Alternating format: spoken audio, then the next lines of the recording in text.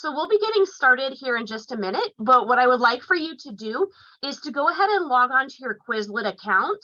Hopefully you've created one and you've attended some really exciting sessions yesterday.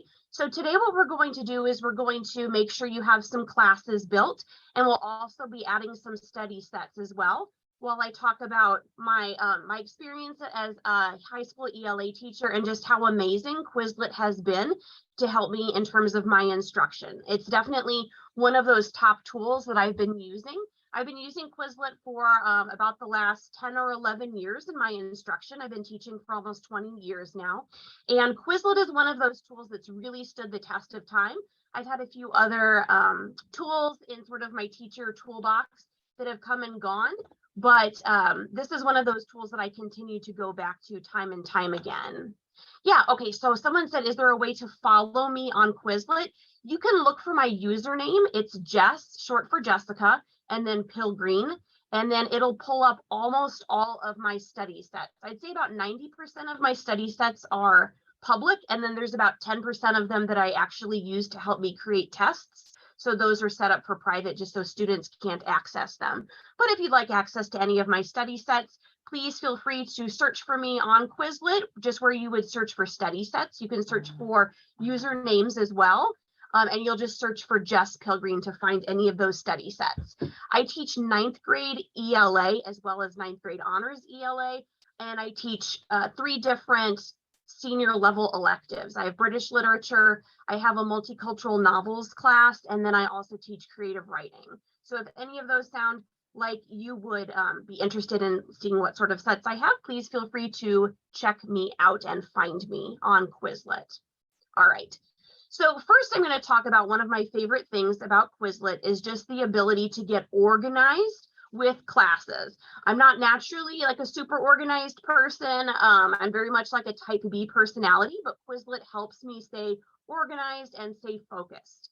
So one thing I love about it is that by creating classes, you're essentially creating like a hub of information for all of your study materials that you can then share by pushing out to your students. Just like you might use Google Classroom or Canvas or some other sort of learning management system to really keep your classes organized by modules or units, you can use Quizlet as a sort of study hub of information where you can direct your students to access all of your study sets. So right here, I have a screenshot of all of my classes. You can see the different classes that I teach throughout the day. And this helps me stay organized. So I can click in any of those to pull up all of the study sets I want to use with my students. And then I can share this information, these classes with students in several different ways, but it's always there and ready to go. So if I want my students to do a quick bell ringer, like, hey, we haven't reviewed parts of speech in a while, go ahead and log on to Quizlet, pull up your study sets, and go ahead and open that one on parts of speech. And we're going to spend 5 to 10 minutes as a bell ringer. Or maybe you finish your lesson early and you want to go back and review a vocab list that you're currently working on. Or you have somebody who finishes early and needs something, you could then have them pull up one of your study sets to work on as well. So I just love that classes are always there ready to go whenever I need them. Even if I have an emergency sub plan that I need, I could use Quizlet for that as well, because later I can always go back in and make sure students actually used the study set. So I just love, again, that it's like this hub where everything is kept in one place. It's neat, it's organized, and I can use it anytime I need to. A quick teacher tip, you'll see I have some teacher tips. Oh, I asked this yesterday, but didn't get an answer. Is your work deleted year to year? No, there is not a limit. Like I reuse my study sets year after year. I do occasionally make some modifications like, oh, this year I didn't get to this vocab word, or I want to add a few more. So you can definitely go back and you can view those, that they won't be wiped out. Okay, so you'll have access to them. And then to find my study sets, you can search my username. It's Jess Pilgreen, and I'll show that again at the end of the session as well. Hi, Sophia. All right. So a teacher tip, consider naming your classes by hour to keep them organized. Now, if you have multiple sections of one class, like I have multiple sections of English 1, it's just easy for me to put them in alphabetical order and see that everything is populated here by hour. If you don't have multiple sections, it might be easier for you to name them by the class title, but I personally, as a high school teacher, love naming them by hour. All right. And then this is what it looks like when I share with my students. I use Google Classroom. So at the bottom of the homework page, I have a class resources section with all the go-to resources that we use throughout the semester. And you'll see that I have like an MLA formatting tool, a collaborative Jamboard where we collaborate often, an online dictionary and thesaurus, and Quizlet. So students can go to that section of Google Classroom, click on Quizlet, and pull up any of the study sets. And again, this is how I do it on Google Classroom, but you can do the same thing on Canvas as well if you create a module. And I'm sure it works well with other learning management systems as well. Okay, so now that you've seen what it looks like to peek into my class rosters, now you can see what it looks like if I open up one of those classes. So this is my second hour British literature class, and you can see here, excuse me, in alphabetical order, you can see all of the different study sets that I've created for my students. Again, these are always ready to go. You can use them as a bell ringer. You can use them as an end of class wrap up if you'd like to. You can use them as emergency subplans as well. And you can also, if you'd like, not just add study sets, but you can add folders as well. For example, I teach in all of my classes, growth mindset is one of the first units that we cover. So I will add that entire folder to multiple classes rather than having to go in and then add those one study set at a time. Like there's a way to just go in and add the entire folder. So it saves me a lot of time. Okay. So this is what it's going to look like when you create a class. And if you want to get into your account and go ahead and create a class today or multiple classes, please feel free to do that while you watch this slideshow. What you're going to do is you'll click on that blue button up there at the top that says create, just like you would if you're creating a study set or creating a folder. But instead, you'll click on create and then class. See, it's going to play here on a loop. Create class. Give your class a title. Then from the drop-down menu, you created the class and you can edit permissions. So you can allow your students to add or remove study sets, and you can also add them if you want to invite new members. Now, typically I wouldn't do this with my regular classes, but I have sponsored Scholar Bowl in the past, and I found that was very useful. So older members could invite newer members, and they could go out and search study sets based on what they knew they needed. So that was very helpful. So you can just go again to create class, give it a title, add a description if you would like, decide on your permissions. Do you want to allow students to add other members or study sets? Then you create and you've got your class. You're ready to add study sets. One teacher tip, consider sharing Quizlet with parents at open house or during parent-teacher conferences. The number one question that I get from parents is how can they help their students become more successful in school? And really, Quizlet is just an amazing way to help your students become more successful. And it's a skill that they can apply not only to your class, but to other classes as well. And by creating these classes, what you're going to do right now is having students sign up by using classes. You are going to ensure that they have access to the best content available. You're going to make sure that they have access to all of Quizlet's like top-notch study and learn features that you might not have otherwise. So it's really important that you make sure you have your students sign up under your classes. All right. So now once you have classes set up, I know you might not be able to do this today, but you're going to want to start adding students. I recommend also signing yourself up if you have a separate outside of work email address. Sign yourself up as a student as well, so you can see what it looks like from the student side. You can add students either manually by entering their student emails or Quizlet usernames. If you have a small class, this is great. If you have more students, like I teach about 125 students a semester, it'll be easier for me to either share by sending out a class email through our learning management system, by posting on a class website. If it's secure, you don't want everybody to have access to it that stumbles onto your website. I could post it on my learning management system, and I can also invite students via Google Classroom. Again, a teacher tip here. Students in your classes will get premium study with Learn and Test for free if they are added to your classes. So again, this is why it's so important to make sure your students are signed up under classes. Not only are they going to be organized and you'll be able to see what they're doing, but also they'll have access to this premium study content. And you really want what's best for your students in terms of providing them so you really want to give access to them in terms of what the best material is to help them be successful. Okay, so what you can do today is you can search and find some content to add to your classes.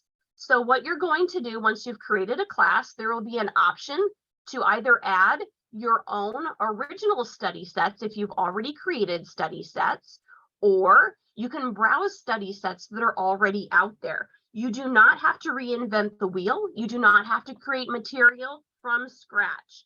You can go in and you can search for study sets and make alterations to existing ones that other teachers have created, and then give those to your students. So it makes it so much easier for you. And students want you to give them study sets.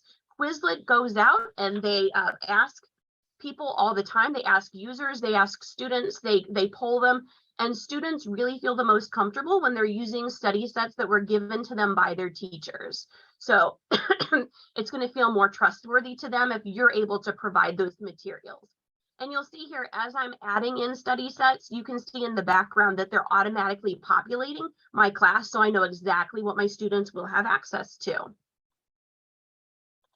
All right, you can also customize study sets. And honestly, this could be its own session because there's so much you can do. So I'm going to go through this quickly, but I can go back and modify study sets that I've created previously, or study sets that somebody else has created by adding italics or bold. For example, here you'll see the word antagonist is in bold because I just wanted to reinforce that term. We were discussing types of characters, including protagonists, antagonists, foils. So I bolded some of those words. You can also underline words. So here I underlined the word but because I was worried that signal word students might not catch and it might trip them up. So I reinforced the word by using underline. You can also highlight if you would like to highlight. I typically don't, just in case I want to print these out. I only have access to a grayscale printer, so highlighting doesn't always work for me, but it's great for the online digital version. You can also add audio. Right here, if we're looking in this section, audio is the little microphone there next to the Q+. You can record yourself pronouncing words that are often mispronounced, or you can record yourself giving students a little hint or a piece of information that they might want to know. And finally, you can add images as well. So if you click on this image section here, you can either search images that are already available on Quizlet, or you can upload your own images. So this is a great option too if you'd like students to create some digital images or hand-drawn images. You can upload those to your study sets as well. I also love the option to add diagrams. This is fantastic. I know the vocab is great for information where you need to just constantly sort of repeat and repeat so students memorize information. But if you want to move up the hierarchy of learning skills and get away from the lower order thinking skills to the higher ones like application and that sort of thing, it's great to use something like diagrams. So here I have Freytag pyramid, where I've plotted some points on a diagram and students have to match what the name of that section is with the point on the Freytag's pyramid. You can also do something like this. Any text would work, but I created this one for the school song at my school. So students would click on the word off to the right and then the spot where that word would fill in the blank. I've also used this for the prologue from Romeo and Juliet, as well as other texts. And also you can do things like creating a family tree. So here students have to create on the Greek or Roman god or goddess, and then where they would be located on the family tree. They weren't given this prior, but they have to just analyze the names and think about what they know in terms of the relationships to make logical inferences based on their background knowledge. And your teacher tip is that diagrams really work best. They look the best with the match game. All right. Another thing that I love about Quizlet is just that it is so engaging. Other tools that I use, eventually students are going to get tired of playing the same game over and over. But Quizlet just kind of has it all. There are flashcards you can use, whether it's digital or you can print the flashcards and hand them out. Some of our students still prefer to have things in their hands. They're kinesthetic learners. They like to make the piles of the ones that they already know and then the ones they need to work on more. You can print a table or a glossary or a test. You can have students learn by using the write feature or the spell. This is great for spelling tests and vocabulary quizzes. You can print tests in multiple formats, multiple choice, fill in the blank, matching, true, false. You can also play Quizlet Live, which is so much fun, either individually or in groups. And you can do a quick analysis of what your students know using checkpoints. So it really is your one-stop shop for fun, formative assessments and learning tools. If you haven't used Learn before, this is Write and Spell. It's fantastic for vocabulary or anything that requires memorization. You can customize your learning by selecting to study all of the terms or just study the starred terms that you've selected previously because they're more challenging. This is from the student perspective. You can choose to ignore typos. So especially if it's something where the names are hard to spell, like Greek mythology, we know students have trouble spelling things like Hephaestus, right? Or Poseidon. So you could ignore typos, and that way, if they're close, it's still counted. You can work on answering with either a term or a definition. Term would be easier, definition's more challenging. You can have them do written or multiple choice questions and also spell mode. My teacher tip for this is to consider having your students review just for a couple of minutes each day over several days, rather than doing one long study session like all day on a Monday, okay? They're gonna learn it better if they have multiple shorter exposures to the material rather than trying to cram it all in at the last minute. Okay, for using test, you can do multiple test question formats. So written, multiple choice, matching, true, false. Print multiple versions of the same test if you would like. So this is great for a pre-test, a practice quiz. You can use different types of questions for advanced students, giving them the harder written or multiple choice questions, and you can use easier questions for students maybe with 504s or IEPs, and then slowly make it more challenging for them. A quick tip is that if you select more than one type of question, like if you select true, false, and matching, then your test will be split into equal numbers of each of those. It'll be half true, false, half matching. All right. You can also use match, which is just fun and fast gameplay. It's competitive, but not to the point that students are going to be embarrassed if they don't do well. You can have them compete against each other by pushing their desks up in pairs and just comparing against each other, or you could just see if they can beat their best time so that they're competing against themselves rather than each other. This is a really fun mode to play in, and it works best if you have a mouse or a touch screen, especially if you have younger kids or students that have a little bit of issues with the tactile of the trackpad. All right, Quizlet Live is amazing. So this is another really great game. Usernames are anonymous because it creates team names here, like snakes, frogs, lynx, so different animals here. Students can play independently in a group of one if you want, or you can have them work collaboratively in small groups. If they're in small groups, you can see down here in the bottom screenshot what student screens look like, where there are 12 questions, and each player here, this was a group of 4, so each person had 3 answers, and then once they finished all of theirs, they could also help teammates to come up with the correct answer as well. And a teacher tip here is I've noticed that my students who aren't necessarily motivated when they're playing just themselves do become much more motivated when they're part of a team and other people are counting on them. Okay. Checkpoint is also wonderful. It is colorful, there's fun music. It's kind of like a game. It doesn't feel like a boring assessment, but it gives the teacher the data that they need to see how students are doing. So you use the results to inform your teaching. You can decide if you need to go back and reteach a few students, if you need to give just a handful of kiddos some extra support, if you need to reteach the entire thing because all the students are not doing well. So obviously it's a great moment for you as a teacher to go back and redo the content. Or it might be time that you see your students have mastered the skill and they're ready for more of a challenge. So this is just a fun way to find out exactly where your students are, how they're doing. And then I love as a teacher tip, after you do this activity, give students an index card and follow it up with a reflection. Ask them how they did on it and how they can do better. So did you do well on the assessment? How do you think you did? Was it where you thought you would be? How could you improve your score next time? What next steps do you need to take to prepare for a summative assessment? And also, it's just very empowering to your students. Students know where they can go to access reliable content. They want the content from you. Students have access to their study sets in and out of school. So if they have a study hall, if they happen to have a class where they have a few extra minutes and they want to use it actively, if they are at home, if they're on the school bus. I had students all the time use the app on their cell phone on our way to Scholar Bowl matches, where they would pull it up and just be quizzing each other using Quizlet study sets. Students can use different modes as they become more confident with material and they want more of a challenge. And eventually they'll probably start sharing their own sets and making their own study sets. I've taught community college English 101 classes, and I see students creating study sets, not just for my classes, but also other classes that they're taking. So this is a website that they will really continue to use beyond your class. They'll use it in other classes, and they'll use it after high school as well.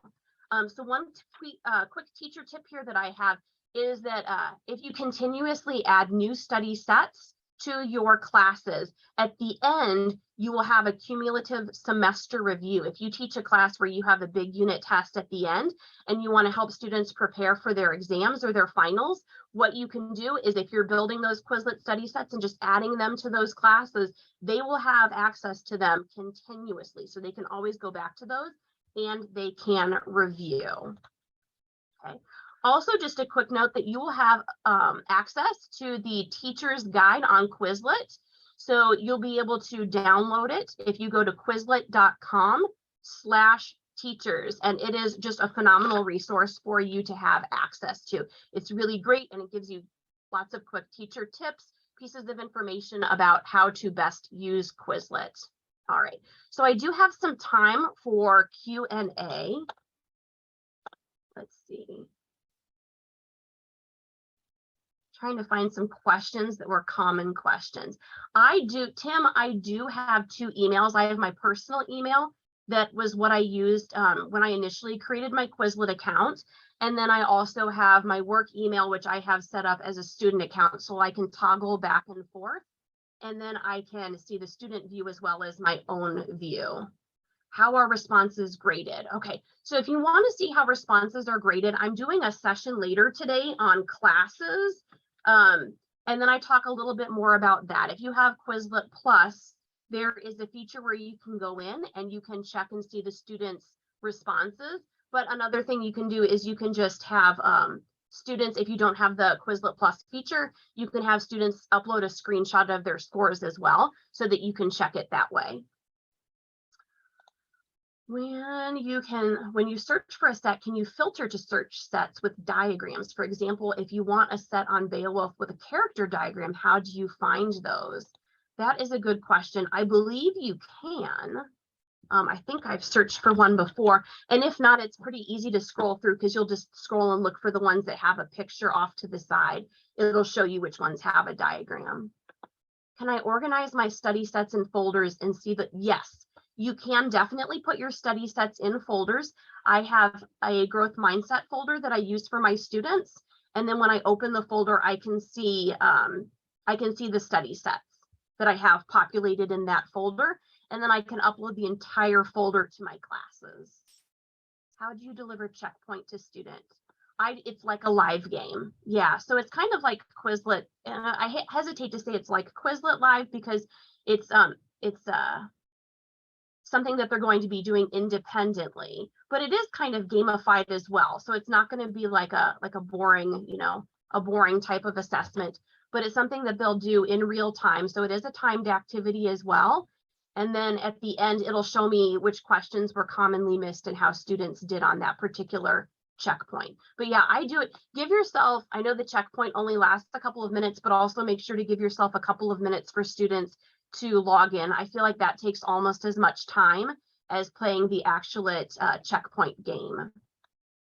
Let's see. Oh, is there a demonstration on how to use diagrams and rich text? Now, I did a presentation last year that I know is on YouTube about building the best study sets.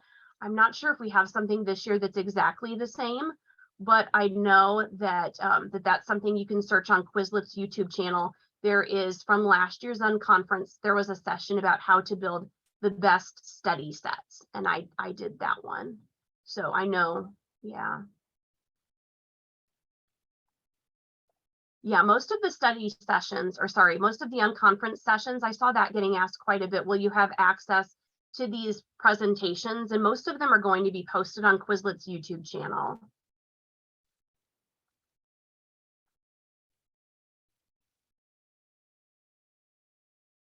Oh, when you were adding the sets, there was an option to allow students to edit. Will you elaborate on that? Can students edit just for themselves, or is it for the whole class?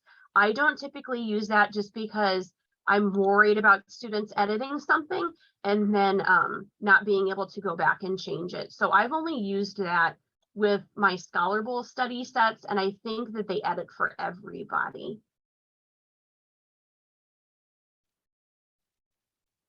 Oh no, I'm sorry that my mic was fluctuating. I apologize.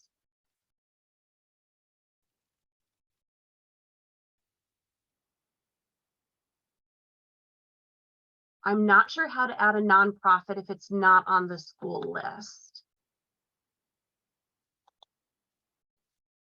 I'm not sure. Vivian, if you know that answer to that question, how do I add my nonprofit school to the school list when I create classes? If you could type that into the chat. I've had a couple of people ask me that. I added myself as a school. Oh, great. Okay. So you can add yourself as a school. Is there a way to manually sort your classes? That's why I recommend typing in the hours, or if you want them sorted a specific way, put a number in front of the title. That way, when you sort it alphabetically, it'll put them in number order. Yeah, when you click create a math facts study set, it prompts me to choose a term and definition language to create set. Yeah, so I just click on English for both of them. Another great tip that I didn't include is that oftentimes when you go and you type in a term and then you go in to type in your definition, it comes up with some automatic suggestions for you. So even if you're doing vocabulary words and you're having students come up with the words themselves and something that they read, you can go then to the right and you can select the best definition that automatically pops up as you're building that study set. So that's something fun to do with students too, is you can work together in class to build study sets from a text, have them identify words that they're unfamiliar with, and then when you go to the definition, it'll automatically give you some suggestions.